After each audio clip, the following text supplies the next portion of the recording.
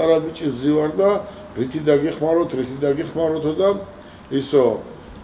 ჩვენო სენაკის მთავრობაო გასვენების დღისთვისო საჩუქრადო თევზს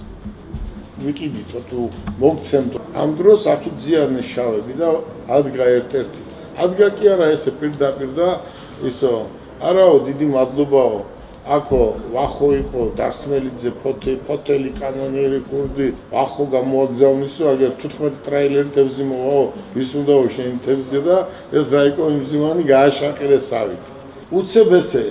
რაიკომის მდივანს ვეუბნები ბიძია მეთქი და საიდან მოვიდა არ ვიცი აი ესე უცებ რაღაცა წამოვიდა და თავში ჩამიდო ეს რომ აი ეს მეთქვა და ეს მეთხოვა და უთხარი რომ ბიძია მეთქი აი ამ ქუჩაში ცხოვრობს 100 ოჯახი 99 ოჯახი ცხოვრობდა და რატო უნდა ერქვას ერევნის ქუჩა მეთქი რა მოდი გადავარქვათ ამას სახელი და შევარქვათ მეთქი დედის ქუჩა ეს იმდენად გასაოცარი იყო ამათმა იფიქრეს ამ თავრობამ იფიქრა რომ ამ შავებმა მასწავლეს და ესენი ფიქრობენ რომ იმათმა მასწავლეს ამ დროს ინგა არც იმათ უსწავლებია და არც იმათ რაღაცა მოვიდა საიდანაც და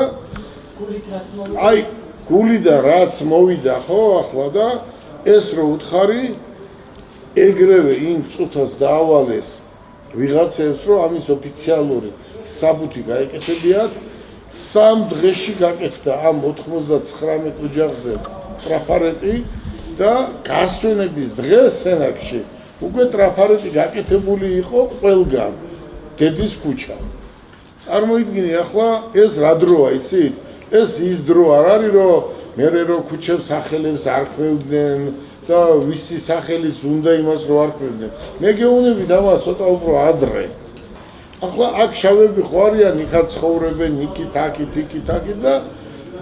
ყველა დიდი და პატარა ყველა ფიქრობდა რომ სასწრაფო დაეღოთ პასპორტი მეც ეგრევე მეც ერთი პასპორტი საჩუქრა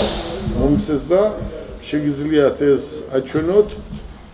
აი ეს სადაც წერი ეს არის ჩემი მაშინდელი პასპორტი სადაც აი აგერ წერია დედის ქუჩა წარმოიდგინე ახლა ცოტა გავიზარდე მე უფრო გავიზარდე და ერთი სენაკელი ქალი ყოველთვის